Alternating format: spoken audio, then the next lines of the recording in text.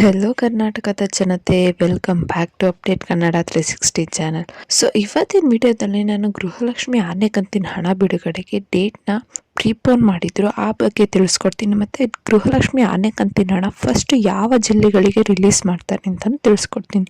So ವಿಡಿಯೋನ start ಮಾಡೋಕ್ಕಿಂತ ಮುಂಚೆ ನೀವೇನಾದರೂ ನಮ್ಮ ಚಾನಲ್ಗೆ ಸಬ್ಸ್ಕ್ರೈಬ್ ಮಾಡ್ಕೊಂಡಿಲ್ಲ ಅಂದರೆ ದಯವಿಟ್ಟು ಸಬ್ಸ್ಕ್ರೈಬ್ನ ಮಾಡ್ಕೊಳ್ಳಿ. ನಮಗೆ 1K ಸಬ್ಸ್ಕ್ರೈಬರ್ಸ್ನ ರೀಚ್ ಆಗೋಕ್ಕೆ ಹೆಲ್ಪ್ ಮಾಡಿ ಅಂತ ಕೇಳ್ತಾ ವಿಡಿಯೋನ ಆದಷ್ಟು ಶೇರ್ ಮಾಡಿ, ವಿಡಿಯೋಗೆ ಲೈಕ್ ಕೊಡಿ. ಮುಂಚೆ ಫೆಬ್ರವರಿ ಮೊದಲನೇ ವಾರಕ್ಕೆ ಹಣನ ಬಿಡುಗಡೆ ಮಾಡ್ತಿದ್ರು, ಬಟ್ ಇವಾಗ ಆಲ್ರೆಡಿ ಫೆಬ್ರವರಿ 1ನೇ ವಾರದಲ್ಲೇ ಎಲ್ಲರಿಗೂ ಹಣ ಜಮಾ ಮಾಡೋಕ್ಕೆ ಸರ್ಕಾರ ಪ್ರಯತ್ನಿಸುತ್ತಂತೆ. ಸೊ ಸರ್ಕಾರ ತಿಳಿಸಿರೋ ಪ್ರಕಾರ ಜಾನ್ವರಿ 27 ಮತ್ತು 28ನೇ ತಾರೀಕಿನಂದು 6ನೇ ಕಂತಿನ ಹಣ ಬಿಡುಗಡೆ ಆಗಿದೆ. ಸೊ ಇಲ್ಲಿವರೆಗೂ 5ನೇ ಕಂತಿನ ಹಣ ಪಡೆದುಕೊಂಡಿರೋ ಮಹಿಳೆಯರಿಗೆ 6ನೇ ಕಂತಿನ ಹಣನ ನೀವು ಪಡ್ಕೋಬಹುದು. ಸೊ ಯಾವ ಜಿಲ್ಲೆಗಳಿಗೆ 6ನೇ ಕಂತಿನ ಹಣ ಮೊದಲು ಬಿಡುಗಡೆ ಆಗುತ್ತೆ ಅಂದರೆ, ಸೊ ಸರ್ಕಾರ ತಿಳಿಸಿರೋ ಪ್ರಕಾರ ಏನಂದರೆ, ರಾಜ್ಯ ಸರ್ಕಾರ ಪ್ರತಿ ಜಿಲ್ಲೆಗೂ ಒಂದೇ ದಿನ ಹಣನ ವರ್ಗಾವಣೆ ಮಾಡುತ್ತೆ.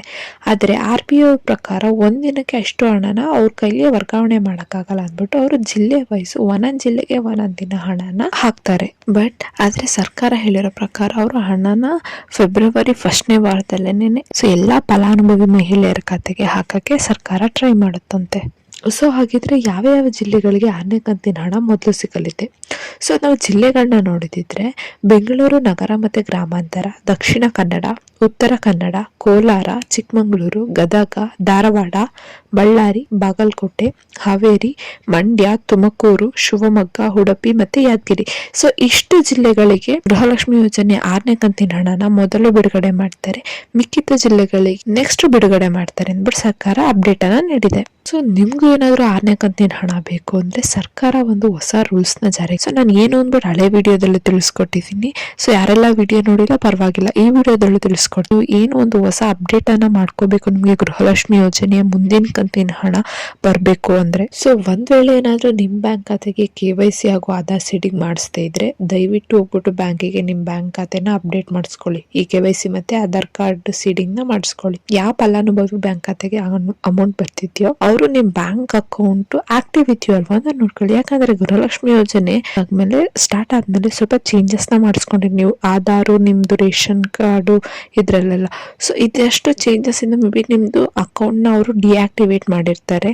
ಸೊ ಅದಕ್ಕೆ ನಿಮ್ದು ಅಕೌಂಟ್ ಆಕ್ಟಿವ್ ಇದೆಯೋ ಅಲ್ವಾ ಅಂತ ಚೆಕ್ ಮಾಡ್ಕೊಳ್ಳಿ. ಇದು ಮುಂಚೆ ತಂದಿದ್ದ ರೂಲ್ಸ್, ಬಟ್ ಇವಾಗ ರೀಸೆಂಟ್ ಆಗಿ ತಂದಿರೋ ಒಂದು ಕಡ್ಡಾಯವಾದ ರೂಲ್ಸ್ ಏನಂದ್ರೆ NPCI ಮಾಡಿಸ್ಕೊಳ್ಳೋದು.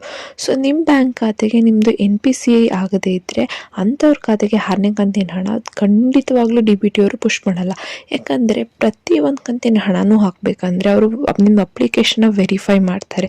ಸೊ ವೆರಿಫೈ ಮಾಡಿದಾಗ ನಿಮ್ದು ಏನಾದರೂ ಈ KYC ಆಧಾರ್ ಸೀಡಿಂಗು ಮತ್ತೆ ಬ್ಯಾಂಕ್ ಅಕೌಂಟ್ ಆಕ್ಟಿವ್ ಇದೆಯೋ ಇಲ್ವೋ, ಮತ್ತೆ ಏನಾದರೂ ನಿಮ್ದು ಬ್ಯಾಂಕ್ ಖಾತೆಗೆ NPCI ಆಗಿಲ್ಲ ಅಂದ್ರೆ ಅವರು ಖಂಡಿತವಾಗ್ಲೂ ಹಣನ ಹಾಕಲ್ಲ. ಸೊ ಅದಕ್ಕೆ ದಯವಿಟ್ಟು ಯಾರ್ಯಾರೆಲ್ಲ ಇಷ್ಟು ಚೇಂಜಸ್ ನ ಮಾಡ್ಕೊಂಡಿಲ್ಲ ದಯವಿಟ್ಟು ಮಾಡಿಸ್ಕೊಂಡ್ರೆ ಅಷ್ಟೇನೆ ನಿಮ್ಗೆ ಮುಂದಿನ ಕಂತಿನ ಹಣ ಬರೋ. NPCI ನ ಮಾಡಿಸ್ಕೊಳ್ಳೋದು ಹೇಗೆ? ನೀವೇನಿಲ್ಲ, ನೇರವಾಗಿ ಬ್ಯಾಂಕಿಗೆ ಹೋಗ್ಬಿಟ್ಟು ಅಲ್ಲಿ ನೀವು NPCI ಮಾಡಿಸ್ಕೊಡಿ ಅಂದ್ಬಿಟ್ಟು ಕೇಳಬೇಕು ಅಷ್ಟೇ.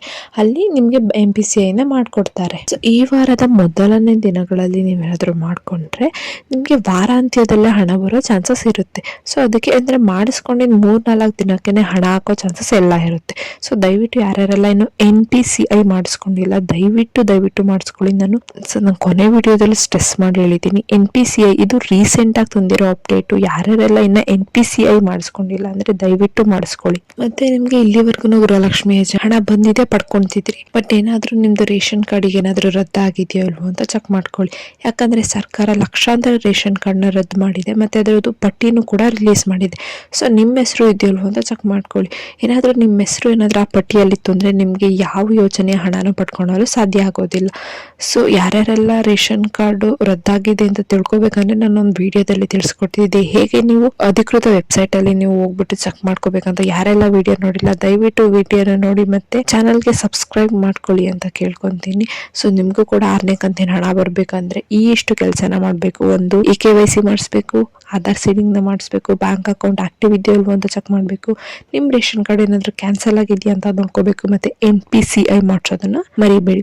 ಸೊ ಅಂತ ಹೇಳ್ತಾ ಈ ಪುಟ್ಟ ಗೃಹಲಕ್ಷ್ಮಿ ಯೋಜನೆ ವಿಡಿಯೋ ಇಷ್ಟ ಆಯ್ತು ಇಷ್ಟ ಆದ್ರೆ ದಯವಿಟ್ಟು ಸಬ್ಸ್ಕ್ರೈಬ್ ನ ಮಾಡ್ಕೊಳ್ಳಿ, ಸಪೋರ್ಟ್ ನ ಮಾಡಿ ಅಂತ ಕೇಳ್ತಾ ವಿಡಿಯೋನ ಆದಷ್ಟು ಶೇರ್ ಮತ್ತೆ ವಿಡಿಯೋಗೆ ಲೈಕ್ ಕೊಡಿ. ಮತ್ತೆ ಏನೇ ಪ್ರಾಬ್ಲಮ್ ಇತ್ತು ಅಂದ್ರೆ ಕಮೆಂಟ್ ನ ಹಾಕಿ, ನಿಮ್ ಕಮೆಂಟ್ಗೆ ನಾವು ಉತ್ತರ ಕೊಡೋಕೆ ಟ್ರೈ ಮಾಡ್ತೀವಿ. ಧನ್ಯವಾದಗಳು.